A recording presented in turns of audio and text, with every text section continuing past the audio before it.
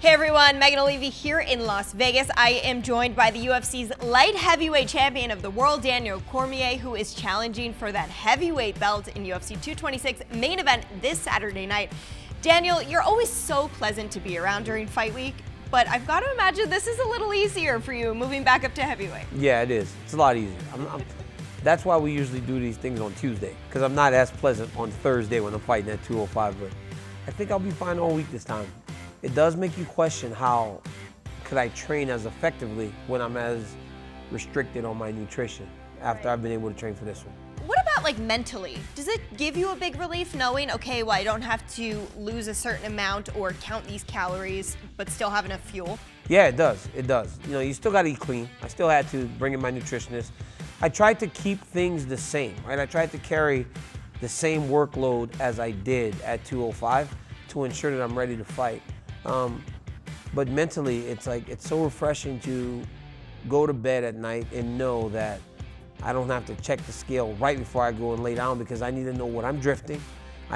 It feels good not to go to use the bathroom in the morning and then jump right back on the scale to make sure that you're losing every bit of fluid, every bit of sleep, and it's just crazy. You know, you started your career in MMA at heavyweight, go down to light heavyweight, become the world champion, you're back up. But in that time, you've evolved so much as a mixed martial artist. When you think about your early days at heavyweight, what do you think the big changes will be for you returning there? What I learned about my heavyweight career was that I wasn't really training all that hard, because I usually have to do so much to make 205, and every workout has to be a certain amount of weight. So when I carry that workload now as a heavyweight, I was like, wow, I never did this. There were a lot of times where I'd be like, I'm just gonna stay home tonight and then just go fight, you know, because I knew I would get in shape. And I was like, man, I'm a better fighter today than I was back then for sure.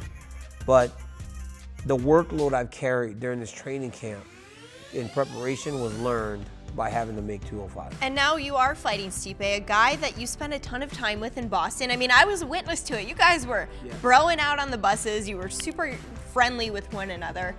Did you always have in the back of your head, this is the next fight that I want? No, I didn't. Because honestly, if I gotta be honest with you, I wouldn't have fought Francis Ngannou if he would have won that night. I wouldn't fight Alexander Volkov. These guys are 7 foot tall.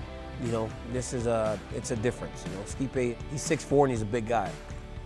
But style-wise and everything else is why I would fight him over a lot of other guys. I mean, you talked to Dana about it that night. Was it something like you saw that fight and that was a new challenge for you, or what was the appeal? Well, it was just like, what's next, right? Like, there's no John Jones, and I beat everybody else, you know what I mean? And you see, if it's not Jones or Gustafsson has fought me relatively tough, you know, so if it's not Jones or Gustafsson, then who else? Look at what happened in the last fight. You know, look at what happened in the Rumble fights. It's like the rest of those guys, you kind of beat them, and then it's almost as if you discredit everything that they've done because you beat them in such a dominant fashion. So I was like, well, what do I do that will be ultimately a challenge, but also something that when it's accomplished, people will truly respect? You got everyone's attention with this. Everyone is so interested in this matchup. You are a competitor and an analyst on the side. So tell me how you're looking at this matchup between you and Stipe. I look at it as a matchup between two guys that do a lot of the same things, right? We do a lot of the same things. And again, that was one of the reasons I took this fight. You know, he's not a big kicker. You know, he does throw knees and he does elbows and all that stuff. You know, he wrestles and he boxes. That's essentially his game, and that's my game. And I feel if somebody's fighting me in my game, I match up well and I can do it better than them. You know, we both wrestle. I just did a lot more than him in wrestling. In mixed martial arts, I've been in bigger fights than he has. I've fought more high-level competition. I fought everybody, you know, and so when I look at this match, I was like, this works for me. And also, there's this little stat in my head that I keep, right? When I was at wrestling, when I was just straight wrestling, I went up to heavyweight on a few occasions, never lost. Went into mixed martial arts, never lost. So I've owned the heavyweight division, and on Saturday that continues. That is amazing. Yeah, I've never lost a heavyweight competition. Do you think it's both physical and mental for you at the weight class? I think it's like not having to cut weight, because I've cut weight since I was 15. Also, there's this, one of my biggest advantages I kind of lost at light heavyweight, and that was my speed. I'm a lot faster than heavyweights. At light heavyweight, I'm just like another one of the guys. So I got to really wear on him. at heavyweight, it's hard for these guys to keep up with me. And I think Stipe is going to notice that very quickly on Saturday. Do you feel like people are looking at this matchup and maybe counting out your striking? Sometimes, you know, when you were in the Strikeforce Grand Prix, you were always the smaller guy, but you were always more athletic and quicker. And you certainly proved everyone wrong. Do you feel like they're kind of forgetting those performances? Well, I don't know if they're forgetting it. I think that people are just kind of, some Stipe, right? I am Stipe as he was last fight to Ngannou. You know, the guy that's over here going, hey, I can fight this guy, you know, so a complete role reversal for him. You know, he went from being the guy that was essentially underestimated, a little bit disrespected, and now he's the guy that people believe is going to win. And I'm in that situation where people, you can't beat Stipe Miocic, it's impossible. No, it's not impossible. Nothing's impossible. You know, so I don't think they're overlooking my past performances. I think they're just enamored with what he's done recently.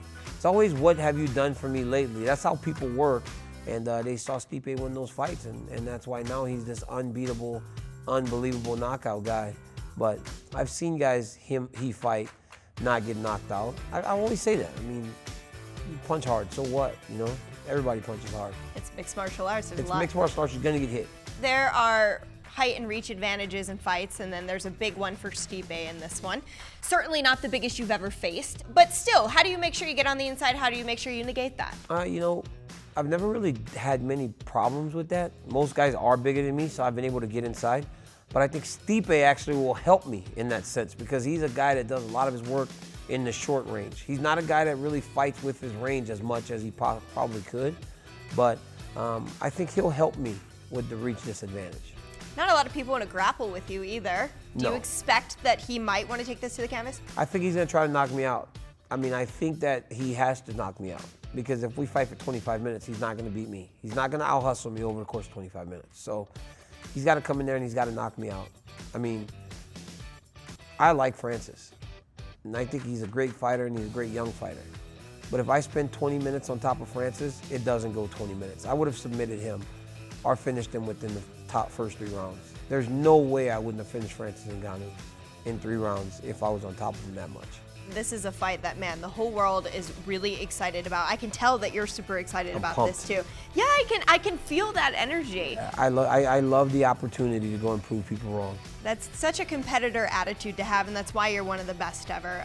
Daniel, you are the final cap off to the International Fight Week festivities. It's a super fight. The entire world is excited to watch. Best of luck to you. Thank you, Megan. Appreciate it.